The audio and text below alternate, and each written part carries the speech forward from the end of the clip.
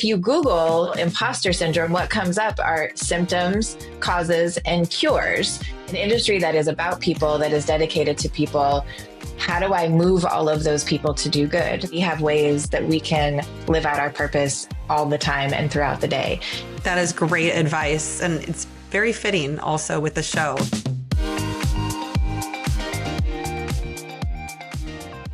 Welcome back to I Can Fit That In, the show where ambition meets alignment. Today's guest is Anna Blue. She's a speaker, strategist, and gender equity advocate who believes in the power of women's collective voice. As the creator of the She's Right movement, Anna is redefining how women support and amplify one another, moving from quiet competition to bold collaboration. With 2 decades leading global initiatives at the intersection of business and social good, she has partnered with brands like Disney and Google and spoken on stages from South by Southwest to Cannes Lions.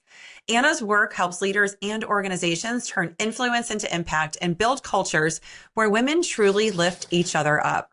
Well, I can say we need more of that. That's for sure. Anna, welcome to the show. Thank you, Erin. I'm very, very excited to be here and to talk with you. Thank you for having me. Absolutely. I'm so excited to talk with you. I mean, this concept of women lifting each other up, I have to say, the years that I spent on Wall Street at Goldman Sachs were truly foundational in the sense that I learned exactly who I never wanted to be. And unfortunately, it was because of females that I reported to who were putting me down constantly, who were keeping me, small on purpose and treating me pretty inhumanely. So let's start there. With that brief story that I just shared with you, I'm sure you've had many experiences in your own right. And I'm sure a lot of it has led you to do this work. So tell us a little bit about your background and also your passion with this work. Yeah, absolutely. Well, thank you. And it's so interesting because I hear those stories all the time. And my background is in social impact. I've been leading movements across a number of issues for, as you said, 20 years, which is a long time. But a lot of my work for more than a decade has been in gender equity. And, but I was at the United Nations Foundation, running an organization called Girl Up. I was with the Female Quotient. And so I was in these spaces where people, it's a little bit of an echo chamber because we all are doing the work together. We're locking arms and it's all about women's empowerment and uplifting women and, thinking about how we do that for the next generation. And then I shifted my impact work over to the hospitality industry and was leading a prominent foundation within the hospitality industry. And all of a sudden my audience is corporate women. And I found something very different. Like that echo chamber does not translate to real life. And so I started to, I would talk about why we shouldn't be talking about imposter syndrome the way we are and how we need to fix systems instead of women and kind of my normal spiel. And what I kept getting back was exactly what you said. It was, well, I think this is great. And yes, we need more women in leadership, but women are the reason that women aren't in leadership. And I've had more women stab me in the back than I've had men. And I was like, wait, whoa, what is happening? Right. And so for me, that's where I always just then go in like a turtle and I think about, okay, why is this happening? Why is this the culture? Where does this come from? Where did it start? And so I spent about a year and a half really just researching the history of the mean girl phenomenon. And what I found out was really incredible. But then I was like, all right, this needs to get out to everybody. I need all women to understand why we do it, that everybody does it, right? It's not always just that mean girl. We are all actually the mean girl. And then what we can do immediately to sort of stop that culture in its tracks. I love this. And it's really funny. The original Mean Girl movie was based on the high school in my area. Really? It's a high school of 5,000 people where if we still live here, my kids will go. And I'm like, I don't really love that aspect of right. And thank God I have boys because I don't want them to deal with that. It's also the high school where Uncle Buck and movies like that were filmed. So I'll stick to those stories. But yeah, okay. I mean, this is a very real phenomenon. And, I like to think that it's getting better, that women, people in general, in particular women, are starting to realize that when one rises, we all rise, right? And by lifting up another person, by uplifting one person, and I mean, if that's all you do in one day is give someone a smile or a compliment, that you are actually helping yourself rise even further. And, Yeah. you know, that is something I feel like not everyone grasps because their level of self-awareness is just not there. And Yeah. so my belief is that the more self-aware we become, the more we understand the impact and the influence we bring, sometimes without even saying a word, right? Yeah. Sometimes just in our energy we exude and in our demeanor and our facial expressions. And Hmm. so for you, with a lot of this research that you were doing, Yeah. where would you say were like the biggest aha moments and the things where you're like, oh my gosh, not only do I need to help create positive change, but I want to teach people about this? Yeah. The moment that I realized that we can't help it. So what I learned as I started to research is that that mean girl, that like immediate instinct to judge other women is actually part of our evolutionary biology. We are created this way. So we are created with this instinct to compete, to tear down, and to judge other women. And when you go back to sort of like the beginning of humankind and then the evolution since then, we had to. So like men also have their own biological evolutionary traits around like the need to physically compete, to be physically protective, right? Mhm. And so then and that was how they survived. For us, we don't have the same physical stature. And so women had to compete relationally and socially in order to make sure that we had the biggest, strongest protector, right? We had to edge out other women. Then you add the layers of patriarchy in the centuries that followed. And if you have no rights, you can't have a bank account, you can't own property, you can't vote, you can't make decisions, you can't do anything except bear children, then you still have to continue to compete among other women for the man who can provide, for the man who will be able to buy the house and ward off other people and sort of keep you protected, and you had to have the most successful. And so that has become like, it is still very much our instinct. Then you add like media and marketing over that, where so many movies, so many storylines, so much of media. I mean, Bravo has created an entire network on women tearing down other women, right? And so then, like, now that's the expected culture. And there are parts of like we have free will, so we can adapt and evolve over time on our Yeah. own by our own choice, but first we have to know that this is what we're doing. And because there are so many women like me and like you who are like, yes, I love women, I want to see women succeed, this is what I dedicate my life and my career to, we think that we're not the ones that are wrong, we think that we're not at fault. And now that I'm aware of this, like I catch myself all the time. Like, Mm. I'll give you a very quick story. I have my son is my oldest. He's 26, but then I have 10 and 15-year-old daughters. And we were in the car going to see his new apartment. And so it's just me and my daughters in the car. And in front of us, this Uber stopped and these young women, probably in their 20s, got out. They had clearly been like out doing some type of activity. They were adorable.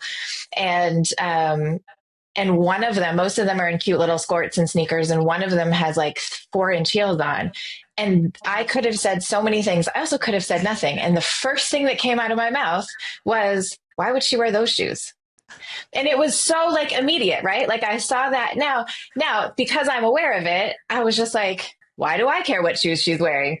Those are not Hmm. my feet. Good for her for wearing Right. those shoes, Right. right? Like it had that Yes. because not only did I say it out loud, but it's the one comment that my daughters heard too, because we do it Yeah. so quickly and so Yeah. easily and so instinctually. And like what data shows, women are horrible to women on social media far more than they are criticize or judge men, and far more than men criticize and judge each other. Like women are attacking women. We do it in performance evaluations. Like there's a ton of data that shows how it shows up, but we do Wow. it so easily.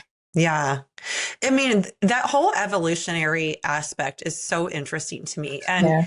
you know, I have this belief and I spend a lot of time kind of in like the quantum, you know, world researching things. And this is not mainstream stuff. This is like stuff you got to go pretty deep to find. But, you Mm. know, I do understand that we are moving through this time where the feminine is rising, right? And Mm-hmm. it's not, that's not a bad thing. That's not a good thing. That's just that our planet in general, our humanity, our consciousness as a collective is starting to become into I would say a more harmonious union, right? Between the masculine and the feminine.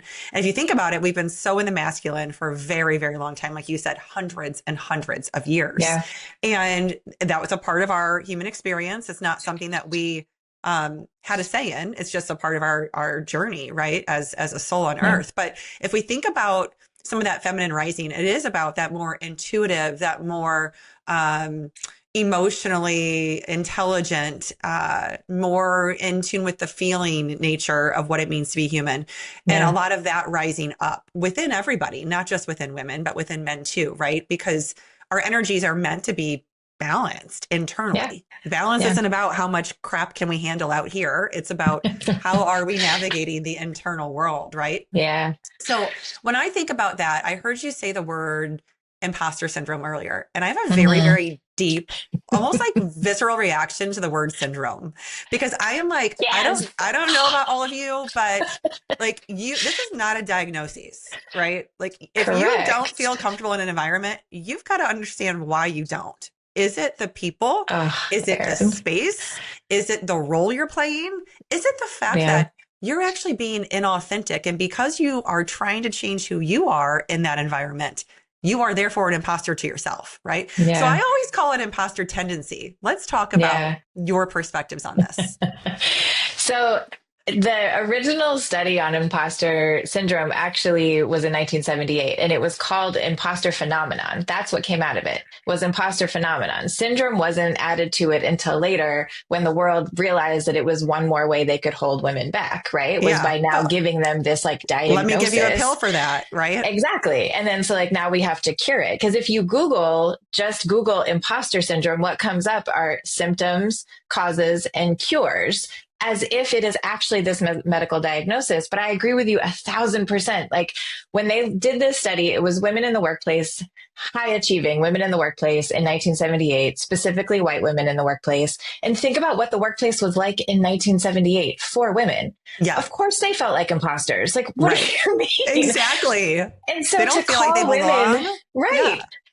because they were never meant to be there. And that's what I always say to women, like the moment you don't feel like you belong in that CEO role or in that C-suite role or at that board table, it's because it was not designed for you. You were never actually supposed to be there. So of course we carry that forward. And of course, like we think about all the things that we've had to do along the way that the other people sitting at that table didn't have to do. And therefore that makes us an imposter. And so it drives me crazy. And that whole idea of syndrome makes me think about like hysteria, right? The way that Mm-hmm. they took women and everything that just made us uniquely us, like the either wanting to have sex, not wanting to have sex, gaining Yeah. weight, bleeding every month as if we can help that. Right. All of these things, our emotions, opinions, anything we have, suddenly there was this medical diagnosis of hysteria meant to keep women in their place. And imposter syndrome has done the exact same thing. I agree with Oh, you a it thousand sure percent. It has. drives me crazy. Yeah, I know. It is just like mind blowing. And like, and you're a speaker too. Like in some of my talks, like on stage, like I will flat out say, I'm not going to use the word syndrome to Yeah. describe this. Like, we're just going to talk about a tendency, right? Like, it's Yeah, like, exactly. this is just a trait within you, just like an insecurity or a jealousy or being envious, or it's all just a trait. And so it is not permanent. It is not something that defines you, and it is Yeah. not something you need a pill for, right? Like, Right. so Exactly. I Yeah. love your perspectives on that. And I would say it's pretty often that I attract people who have that same outlook. And I Yeah. don't think that's by accident. I do believe it's also Absolutely. just, where we're shifting as a collective as well. So I'd love Yeah. for you to talk a little bit about your time in the hospitality industry. And as I was kind of doing some research on you, one of the things that rang true for me, I guess a couple of things. One is hospitality is so important because what you want Mm. to feel I've done a lot of travel in my days, and when you are traveling, you want to feel like you're in a space where you are well cared for, where you are thought about, Yeah.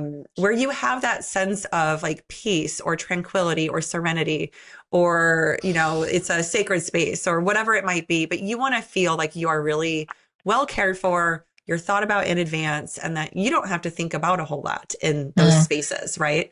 And Yeah. I translate this into my own corporate background and doing office brokerage, in the city of Chicago, big buildings. When you think about four walls, you want people to feel they're at their best in that space, because otherwise, why would they want to be there? Right. And Right. so I want to know a little bit more about your time in kind of building community and doing Mhm. that in the hospitality industry. And what are some of those drivers or those factors that you took into play with, the work that you were doing in that space? Yeah, absolutely. I really have grown to love and adore the hospitality industry. Never in a million years did I think that that's where I would have spent time in my career. Like I said, I worked with these big companies and huge nonprofit movements, to advance social change, and kind of thought I would always live in that space. And then when I was at an organization called the Tech Coalition, working with tech companies on combating child sexual abuse and exploitation, Mm, as throughout my career, initially what I learned was if you want to affect change, you need to have access to decision makers and access to resources. Then I went into that space and I realized, nope, you need access to decision makers, resources, and there has to be a desire to change. And so I took that into the hospitality industry, where at the very heart of it is people. yeah. And it's not without fault. There are issues around a lot of things in hospitality, just like any other industry. But at the end of the day, I've never known any industry where people are as passionate as hoteliers are. Hospitality Hmm. folks love hospitality. They live and breathe, and so being in those spaces is just incredibly uplifting. And everybody, even if they're huge competitors, they're genuinely happy to see one another. And there's just this really incredible community.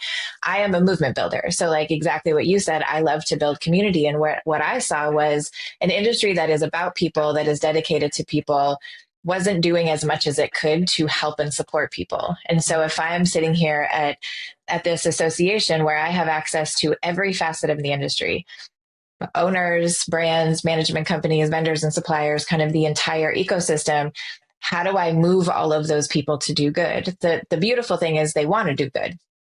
They just need a little bit more direction and excitement around it. And so where you can remind people of the power of changing lives, not just the guests and folks in the travel space, but, we worked on issues like anti-human trafficking and supporting human Hmm. trafficking survivors as an industry. We worked on gender equity within the corporate structures of the hotel industry. We worked on workforce development and how do we return to a culture where you take care of the people taking care of the guests, and actually centering that. And everybody was super receptive. And, it's funny because I was called, when I first came in, people were like, "Oh, you're such a disruptor." And I'm like, these are normal things we should be talking about. This is not disruption. Like, to talk Right. about Like, human why is this beings. rebellious to treat Yes, people well? to talk about human beings should not be a disruption. And we got there. Like, people now, I still very much do a lot of work in the industry, and love all of the folks in the industry and the time that I can spend with them. But there's just this incredible dedication and commitment to people. And that's really all I need to be able to do the work I do. Yes, I can tell from just talking to you for a short time that it really comes from this place of heart and of service. And, Yeah. that's where I do my work from too. And I think it's so important when that is your driver, when it is truly coming from this place of not just passion, but of like your soul, like it's just who you are. And Yeah. you truly do want to serve in a way that is moving the needle for people and, ultimately leaving the world a better place than you found it. It's like, Yeah. it all just makes sense, right? It feels so aligned. So I would love to talk a little bit about your own alignment. And, you mentioned that you're building movements and communities, and you've been doing this for a long time. And it's clear that that is where your passion lies. So with that, sometimes I think that, some parts of it can be a little bit draining. And so Mm. what do you have in your life? Like, what keeps you grounded? What keeps you centered? And what are those rituals that really refuel Mm. you and keep you motivated? Yeah. I wish I had a better answer than I probably do. It's for me, it's seizing those moments of quiet as they come. I am very much an introvert that lives in a highly extroverted space and role. And I love people. People are like, "Oh, there's no way you're an introvert. You're so great with people." That's not what that means. Oh my gosh. You So and I are kindred spirits, girlfriend. I am such an yeah, introvert. And yet yeah.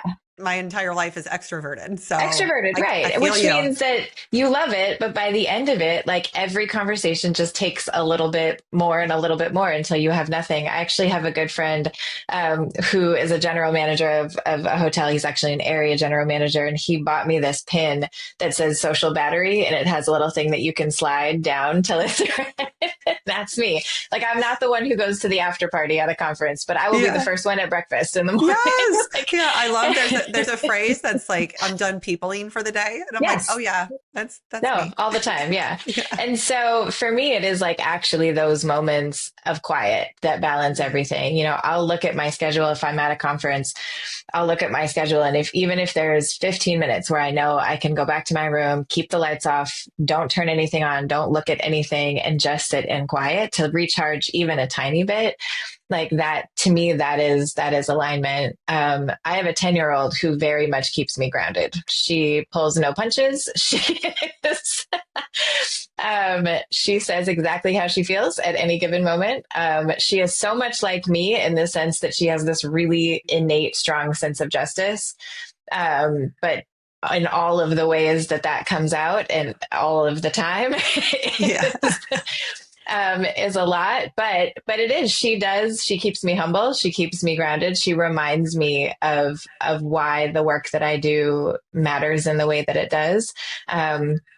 And she is a born activist in the same way that I was. And so, but yeah, it is like finding it's the little things. Like, I get balance and alignment and joy in just the littlest things. This morning I bought the sourdough bread at a bakery recently, which I don't usually do, but I was there and I was like, ooh, sourdough, that sounds good. And then I had this realtor dropped off apple butter in like marketing to the house. And this morning I had apple butter on sourdough, which I didn't know that I'm obsessed with. And now I know, but like that will Yes. actually keep me happy for most of the day. Yes. The joy that can bring, right? Yes.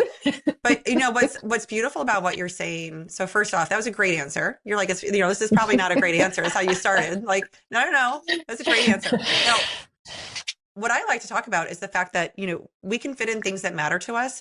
They don't need to be grand gestures. It's like, okay, Yeah. my piece of sourdough bread with apple butter that someone gifted me, that is a tiny, tiny, tiny micro action that brought Hmm. you a ton of joy, It right? did. Yeah. And that stillness, the 5 minutes, 15 minutes, whatever it is, of just not being stimulated by the external world, not being stimulated by technology, Yeah. no blue light in your face. And it's like, wow, like 5, 10, 15 minutes of just solitude, and how Yeah. restorative that can be, right? How Absolutely. connecting that can be. And, that's what I want more people to understand. It's a big reason for this show and for my book is that, a lot of times we've been told over the last 20, 30 years, and a lot of this masculine energy, it's about time management and productivity hacks and habit stacking. And it's like, Mm. wait a minute, gosh, I feel like I have to do 15 extra things a day in order to just like keep going through the next day. That doesn't feel good. Like Yeah. that's why people burn out. It's Absolutely. exhausting and Yeah. it's Yeah. draining, right? So it's these small intentional moves, these micro shifts of just finding those moments of joy or creativity or peace that actually Yeah. do keep you going and make you more productive over time, right? Yeah. Yeah. So I love that you shared a little bit about your daughter with us, who's a very powerful young woman. Uh-huh. Yes, she is. And, I think it ties in nicely with the movement that you created, the She's Right movement. Yeah. I'd love to talk a little bit about that and share with my listeners all about what you're doing with that movement. Yeah. So, kind of coming back to the mean girl phenomenon, and I've been thinking a lot about, like, there is a whole, it's instinctual. Like, that's a lot to combat. It's a lot to throw at people. We want to focus it on others. It's hard to be self-reflective in those spaces. So I've, spent a lot of time with this, and I kept coming back to this one moment that I had, when I was with a previous organization, and our CEO was this very lovely middle-aged white guy who I've worked for some form and iteration of him many times in my career. And I think a lot of people have, who means well, but just has never been taught how to manage his emotions. And so we were in a meeting, and it was me and him, and then three other executive women on the team. And so we were talking about I think our OKRs or KPIs or one of the letters for the next year. And he was just like coming at me and coming at me. And it was, a lot of things about sort of pushing back and saying that something that he wanted wasn't what he wanted, and, kind of changing his mind and all of these things. And I was confused. And it was just a really contentious conversation. And nobody else said anything, which made me think, okay, maybe I really did do this wrong. And I just had all of these things. And the second he walked out of the room, after 30 minutes of the two of us going back and forth, all three of the women, almost in unison, said, I don't know what that was about. You were totally right. And yet, and I was like, I went from just being confused to being so angry. Right. Because what do you mean I was right? Yeah. Like, you all sat there for 30 minutes and at no point did you think, oh, I should back her up. Right. I should, right? Like, you agreed with me. You understood why I was getting confused. You watched me get frustrated, and we didn't even accomplish anything. Like, at any point, if you had said, hey, I think she's right, then that would have shifted the dynamic of that whole conversation.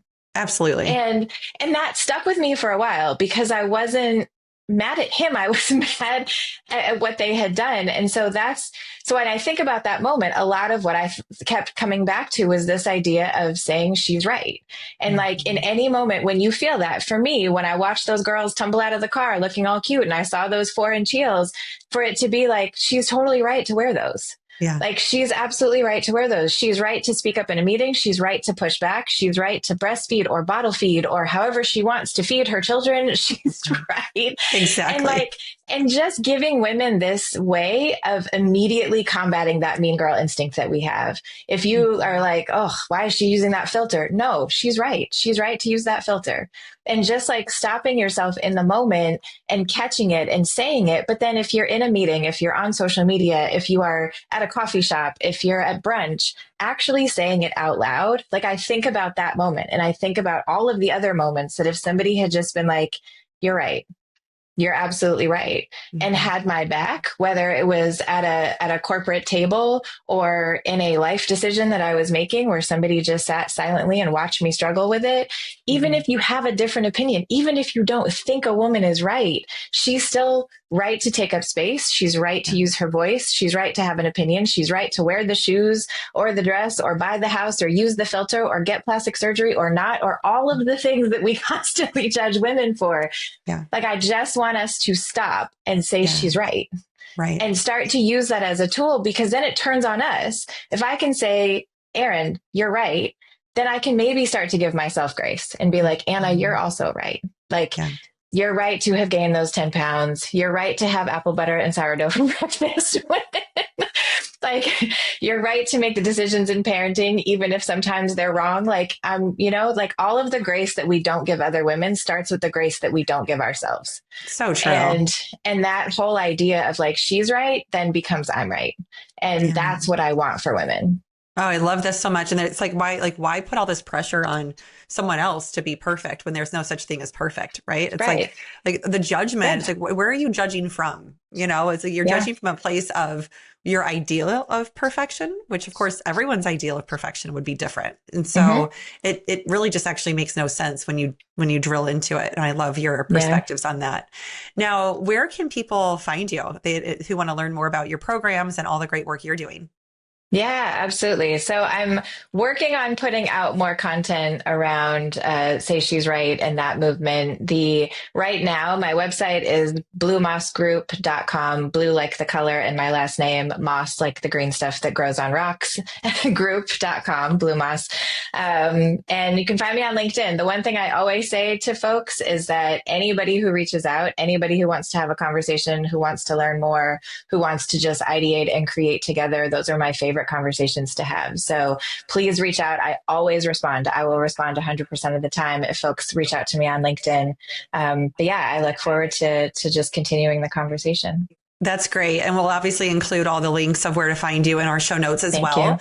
And let's leave people with one last piece of advice. You're clearly someone who lives with purpose. And what's a piece of advice you would give to people in how they can live with more presence, more purpose, more intention? Oh, I would say, purpose is something you can't put off.